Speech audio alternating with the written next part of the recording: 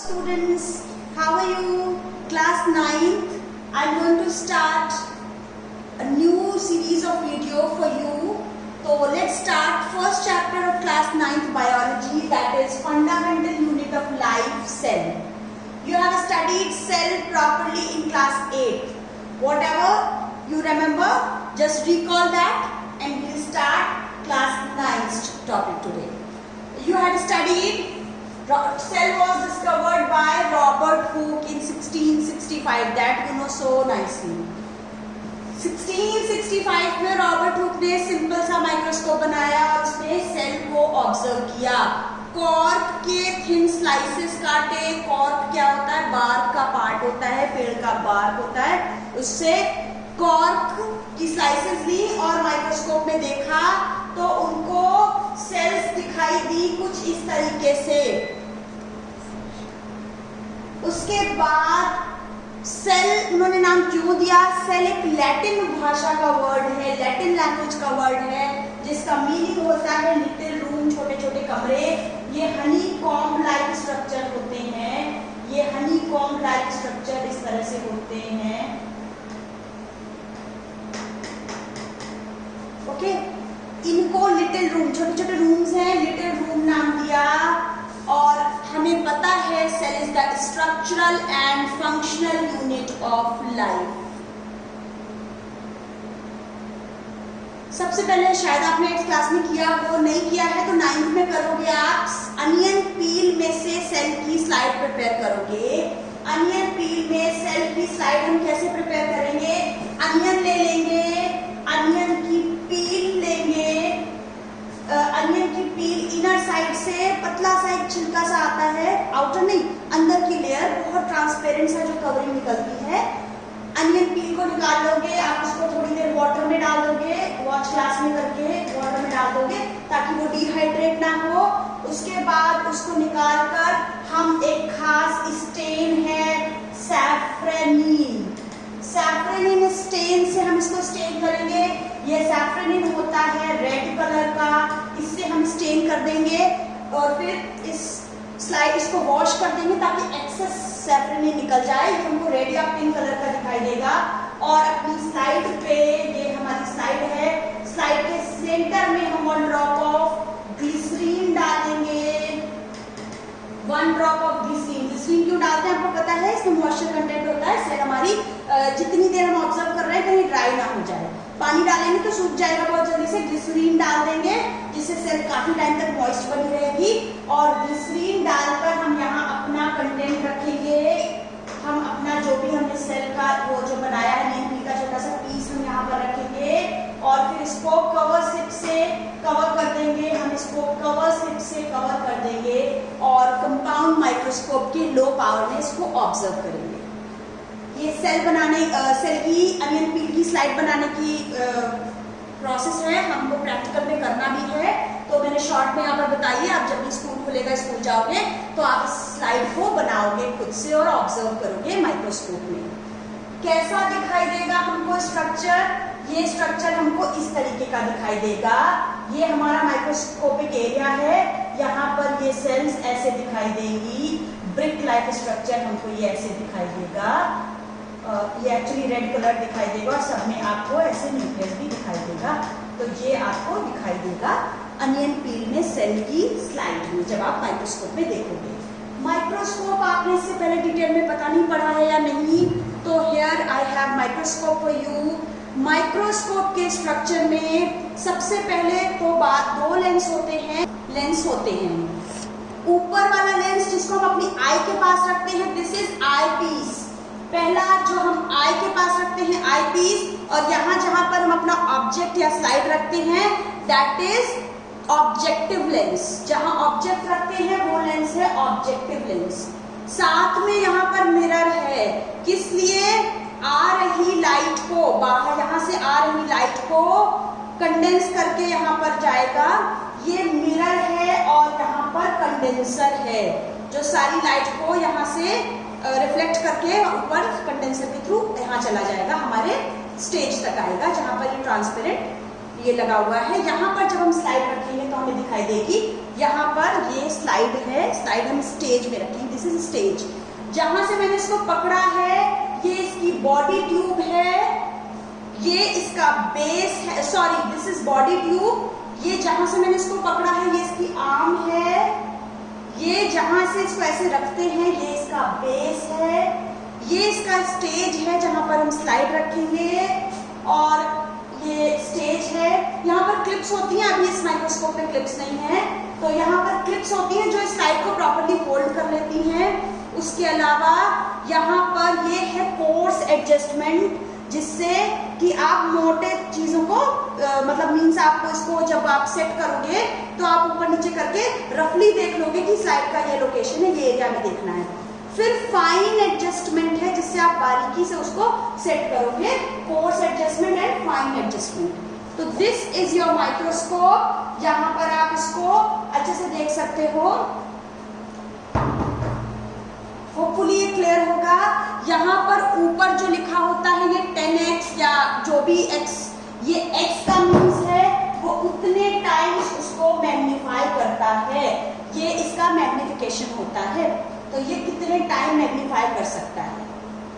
तो this is basic things about compound microscope. अब हमने जो स्लाइड बना ली है, आप बनाओगे जब तब इस स्लाइड को ऑब्जर्व करना माइक्रोस्कोप में। अब हम देखते हैं कुछ important discoveries about cell. Cell को सबसे पहले किसने डिस्कवर किया? Robert Hooke. सबको अच्छे से पता है 1665 में रॉबर्ट हुक ने डिस्कवर किया। मिलता जुलता नाम है, रॉबर्ट तो सिमिलर है, ब्राउन नया है। न्यूक्लियस को डिस्कवर किया रॉबर्ट ब्राउन ने, न्यूक्लियस को डिस्कवर किया रॉबर्ट ब्राउन ने, और सेल को डिस्कवर किया रॉबर्ट हुक ने। ठीक, फिर है ल्यूवेनहॉक, एक इंपॉर्टेंट साइंटिस्ट है ल्यूवेनहॉक, जिन्होंने पहली बार एक लिविंग सेल को पॉन्ड वाटर में देखा था।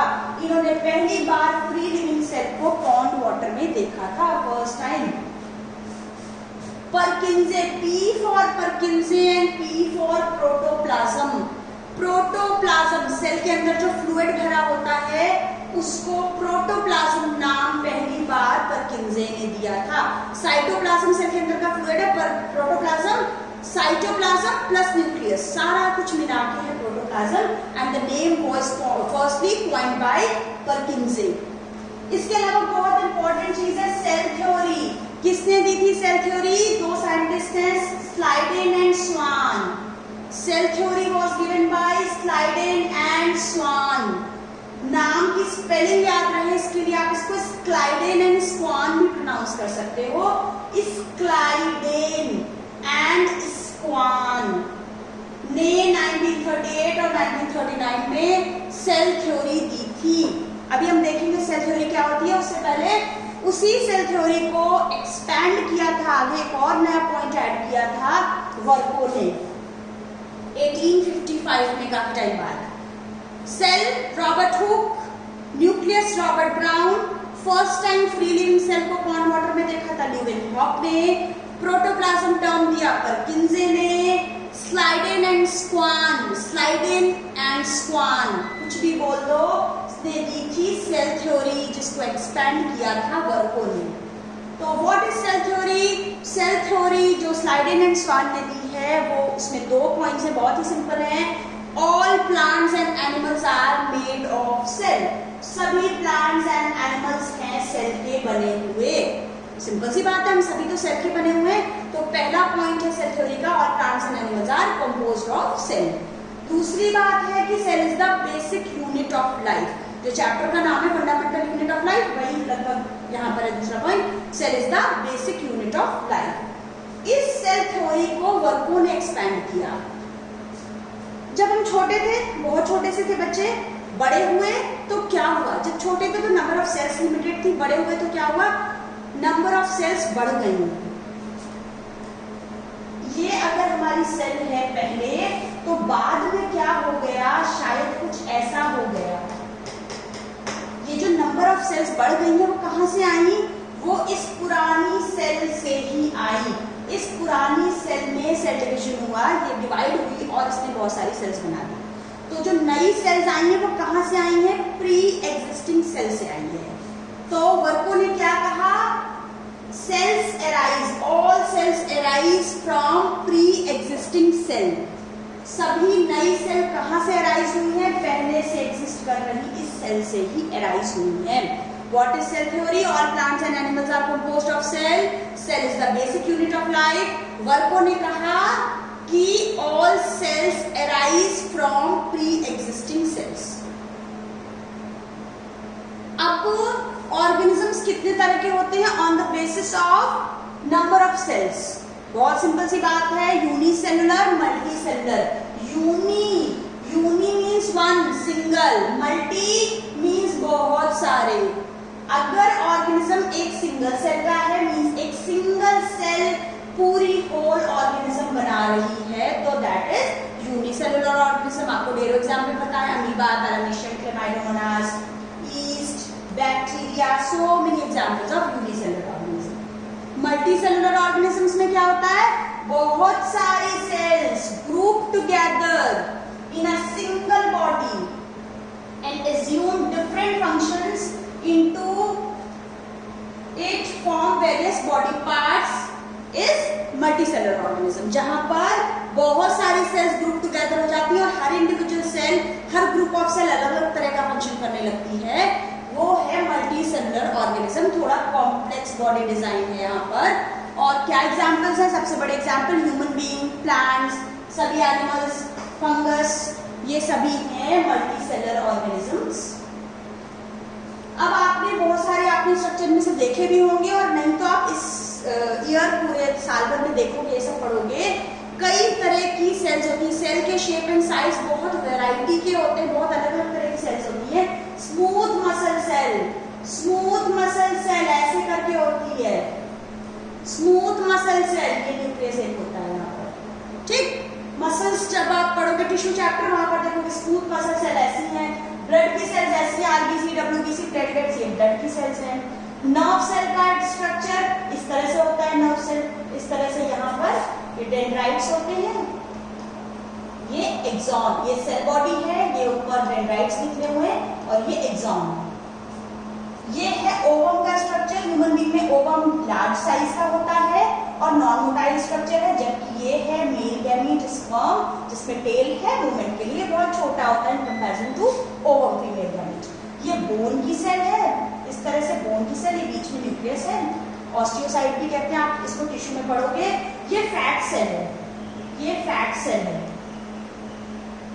ये फैट सेल है, ठीक। तो ये वैरायटी ऑफ सेल्स हैं। आप देख सकते हो कि हमारे ही बॉडी के अंदर डिफरेंट डिफरेंट शेप साइज की सेल्स होती हैं।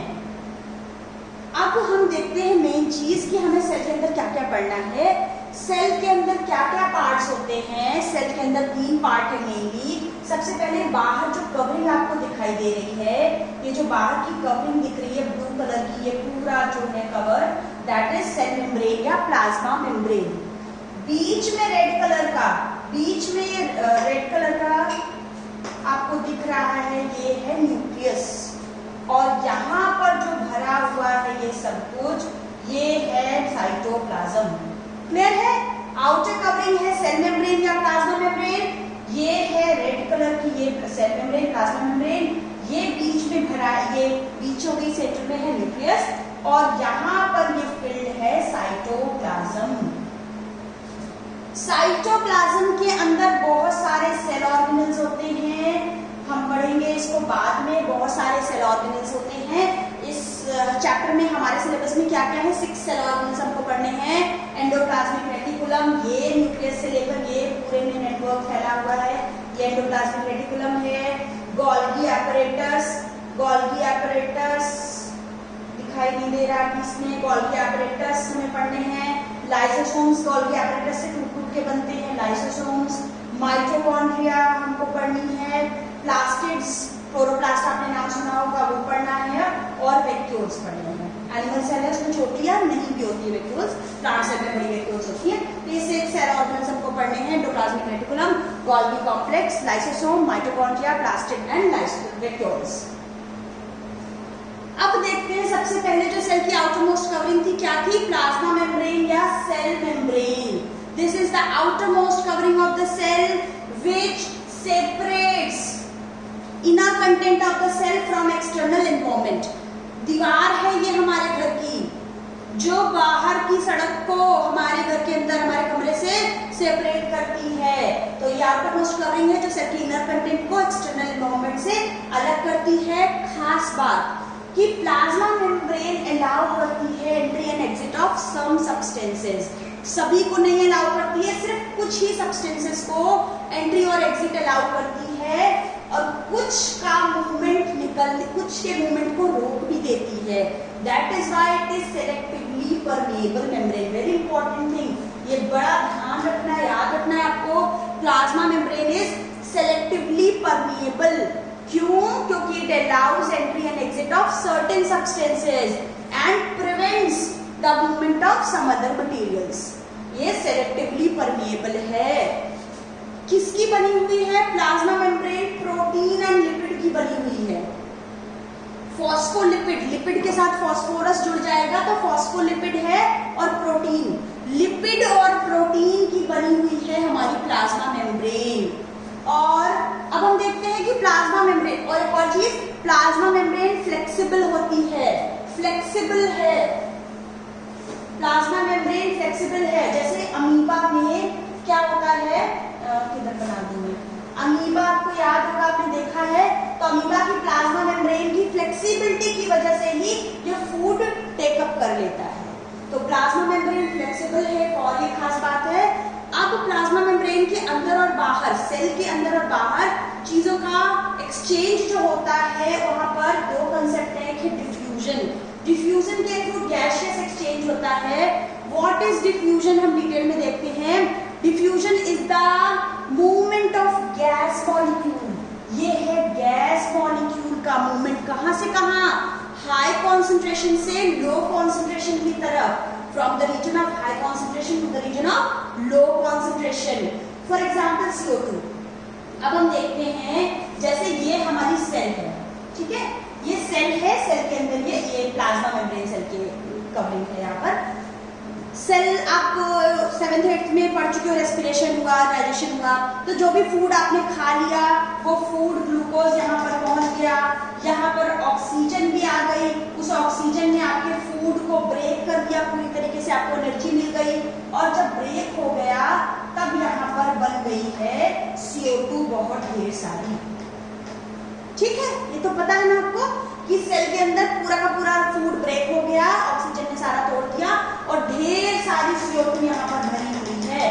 तो CO2 का कॉन्सेंट्रेशन सेल के अंदर बहुत हाई हो गया, जबकि एक्सटर्नल एनवायरनमेंट में CO2 का कॉन्सेंट्रेशन लो है, अंदर बहुत हाई है, बाहर लो है। तो क्या होगा, CO2 विल मूव, इस सेमी परमेएबल मेम्ब्रेन के through CO2 will move from the region of high concentration to outside, means the region of low concentration। बात समझ में आ रही है? डिफ्यूजन के थ्रू CO2 का मूवमेंट होगा जब CO2 सेल के अंदर बहुत हाई कॉन्सेंट्रेशन में आ गई है, क्यों, रेस्पिरेशन हो चुका, तो सेल में से एक्सटर्नल एनवायरनमेंट में चली जाएगी CO2। इसी तरीके से गैसियस एक्सचेंज होता है डिफ्यूजन के थ्रू प्लाज्मा मेम्ब्रेन से होकर। अब वाटर मॉलिक्यूल्स का भी मूवमेंट ऐसे ही कुछ होता है, तो वहां पर क्या होगा, ऑस्मोसिस, वहां पर क्या होगा, ऑस्मोसिस। व्हाट इज ऑस्मोसिस, जो डेफिनेशन डिफ्यूजन की है, similarly movement of water molecule, वो था मूवमेंट ऑफ गैस मॉलिक्यूल, ये है मूवमेंट ऑफ वाटर मॉलिक्यूल। कहां से कहां, from the region of high concentration to the region of low concentration. खास बात, एक नया वर्ड ऐड हुआ, through a selectively permeable membrane. What is osmosis, movement of water molecule from the region of high concentration to the region of low concentration. यहाँ देखते हैं इस diagram से, यहाँ एक बीकर में थोड़ा पानी है, ब्लू कलर के आपको दिखाई दे रहे हैं वाटर मॉलिक्यूल, ब्लू कर दूं मैं, ब्लू कलर के आपको दिखाई दे रहे हैं वाटर मॉलिक्यूल्स, ये ब्लू कलर के वाटर मॉलिक्यूल्स हैं, ठीक है। अब बहुत सारे वाटर मॉलिक्यूल्स हैं और रेड कलर के यहाँ पर ये शुगर मॉलिक्यूल्स दिखाई दे रहे हैं। तो जब शुगर मॉलिक्यूल यहाँ आ गए, ये पार्टीशन है सेमी परमेएबल मेम्ब्रेन का, तो जब ये सेमी परमेएबल मेम्ब्रेन से आपने यहाँ इन दो सेल्स को, इन दो चीजों को पार्टीशन किया, सेपरेट किया, तो यहाँ पर क्लियरली आपको दिखाई दे रहा है शुगर मॉलिक्यूल बहुत कम है, सिर्फ 2 है, जबकि यहाँ पर तो शुगर मॉलिक्यूल बहुत ज्यादा है। वाटर मॉलिक्यूल यहाँ कम है, तो क्या है movement of water molecule from the region of high concentration to the region of low concentration. तो वाटर कहाँ ज्यादा है, वाटर यहाँ ज्यादा है, वाटर यहाँ ज्यादा से यहाँ मूव करेगा, हाई वाटर कॉन्सेंट्रेशन से लो की तरफ मूव करेगा। और इस डायग्राम में हमको दिख रहा है क्या हो जाएगा, वाटर का लेवल ऊपर बढ़ गया है। क्यों? क्योंकि ज्यादा वाटर यहाँ पर आ गया है। समझ में आ रही है ऑस्मोसिस क्या है? होपफुली ये क्लियर है। High water concentration to low water concentration water के मॉलिक्यूल मूव कर जाएंगे। तो यहाँ पर लेवल वाटर का बढ़ गया। इस डायग्राम से बहुत क्लियरली बात समझ में आ रही है। हम ये देखते हैं, बड़ा इंपॉर्टेंट क्वेश्चन आता है, पूछते हैं what will happen when a cell is kept in a hypotonic solution, hypotonic solution और आइसोटोनिक। तो सबसे पहले बात करते हैं ये होता क्या है, hypotonic, hypotonic and isotonic solution. तो ये है हमारी सेल,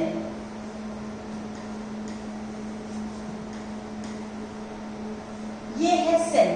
जब सेल का सराउंडिंग मीडियम, सेल का सराउंड, सपोज ये सेल किसी सराउंडिंग मीडियम में रखी हुई है, तो सेल के सराउंडिंग मीडियम में क्या है, हम बात कर रहे हैं बाहर के मीडियम के बारे में।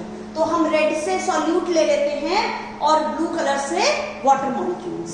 सबसे पहली चीज की सबसे पहला हमने लिया है ऐसा सोल्यूशन, यानी कि आप समझ लो हमने एक ग्लास पानी लिया है, हमने एक ग्लास पानी लिया है, पूरा ऊपर तक भरा हुआ है, ठीक है। इसको हम बोलेंगे हाइपोटोनिक सॉल्यूशन या डाइल्यूट सॉल्यूशन। अब अगर हम इस एक ग्लास पानी में मिला दें, हमने शुगर मिला दी 1 स्पून, ठीक। अगर हमने उस एक ग्लास पानी में 5 स्पून शुगर मिला दी, ठीक, इनमें से वाटर मॉलिक्यूल सबसे ज्यादा किसमें है, इसमें। This solution will be called, ये we are talking about this solution, ठीक है। हम सेल की बात नहीं कर रहे हैं, हम सेल के एक्सटर्नल एनवायरनमेंट की बात कर रहे हैं। तो this will be hypotonic solution, जहां मेनली पानी पानी है, ये डाइल्यूट सॉल्यूशन है या हाइपोटोनिक सॉल्यूशन है। क्लियर है बात? ये वो सॉल्यूशन है जहां का इनर कंटेंट और आउटर कंटेंट मोस्टली सिमिलर है। ये आइसोटोनिक है, मींस दोनों का कॉन्सेंट्रेशन ऑलमोस्ट सिमिलर है। थर्ड कंडीशन है जहां पर बाहर शुगर, पहले तो ये पानी है थोड़ा बहुत जो भी था, अब अगर इस ग्लास में पूरे ऊपर तक भरे हुए ग्लास में 5 स्पून शुगर डाल देंगे तो 5 स्पून पानी निकल जाएगा ना, तो पानी कम है इन कंपैरेटिव टू शुगर मॉलिक्यूल। यहाँ पर शुगर मॉलिक्यूल्स तो बहुत ज्यादा है, ठीक। Hypotonic solution, isotonic solution and this is hypertonic solution. Clear है बात? अब क्या होगा जब सेल को हम कहाँ रखेंगे, ये मैं ग्लासेस रब कर दूं, अगर आपको समझ में आ गया है तो ये मैं ग्लासेस रब कर रही हूं।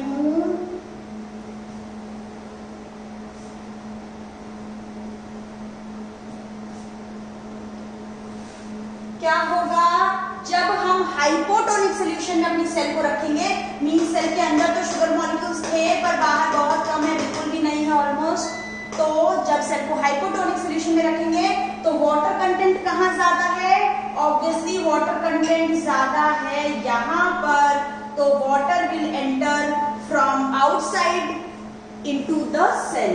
सेल में बाहर से अंदर की तरफ वाटर मूव करेगा और सेल स्वेल हो जाएगी। Very simple thing. What will happen when a cell is kept in an isotonic solution? Water कुछ बाहर आएगा, कुछ अंदर जाएगा, means overall no net change in the cell, no net gain or loss of water. Third condition में जब हम cell को हमने रखा है हाइपरटोनिक सॉल्यूशन में, मीन हाईली कॉन्सेंट्रेटेड सॉल्यूशन में रखा है, बहुत ज्यादा शुगर मॉलिक्यूल बाहर है और पानी अंदर ज्यादा है, तो high water to low water concentration आएगा, पानी सेल के अंदर से बाहर की तरफ, और सेल श्रिंक हो जाएगी। ये इसका प्लाज्मा मेम्ब्रेन श्रिंक हो जाएगी। इसको हम बाद में पढ़ेंगे, इस कंडीशन को हम प्लाज्मोलिसिस भी बोलते हैं, हम बाद में देखेंगे। ये है 3 कंडीशंस, आप इसको ध्यान से देख लो। हाइपोटोनिक में सेल में पानी अंदर जाएगा, स्वेल हो जाएगी, आइसोटोनिक में कुछ भी नहीं होगा, और हाइपरटोनिक में है ये सेल श्रिंक हो जाएगी। ये इंपॉर्टेंट बात है। ओके, इसी से रिलेटेड हम एक एक्टिविटी करते हैं, एग। सिंपल एक एग की जो कवरिंग होती है कैल्शियम कार्बोनेट की, उसको हम हाइड्रोक्लोरिक एसिड में डालकर, डाइल्यूट हाइड्रोक्लोरिक एसिड में डालकर उसको डिसॉल्व कर लेते हैं। फिर उस एग को हम प्योर वाटर में डालते हैं। प्योर वाटर में डालेंगे, जो एग की हमने कैल्शियम कार्बोनेट की कवरिंग डिसॉल्व कर दी और जो बची है वो सेमी परमिएबल मेम्ब्रेन है, प्लाज्मा मेम्ब्रेन की तरह है। उसमें से पानी, हमने उसको पानी में रख दिया थोड़े टाइम के लिए, मीन्स हमने ये एग को पानी में रख दिया, ठीक है, वाटर में रख दिया हमने एग को, डीशेल्ड एग को, तो क्या होगा, पानी अंदर एंटर करेगा और एग स्वेल हो जाएगा, ठीक है, एग स्वेल हो जाएगा। क्या होगा, जब हम इसी सेम एग को हम रख देंगे हाइपरटोनिक सॉल्यूशन में, हाईली कॉन्सेंट्रेटेड सॉल्यूशन में इसी डीशेल्ड एग को रख देंगे, तो इसमें से पानी निकल जाएगा और ये एग श्रिंक हो जाएगा। बहुत सिंपल सी एक्टिविटी है जिसको आप कर भी सकते हो, करके देख सकते हो। तो मुझे कमेंट बॉक्स में जरूर लिखकर बताना कि आपने ये एक्टिविटी परफॉर्म की और आपके क्या ऑब्जर्वेशंस रहे। Thank you class.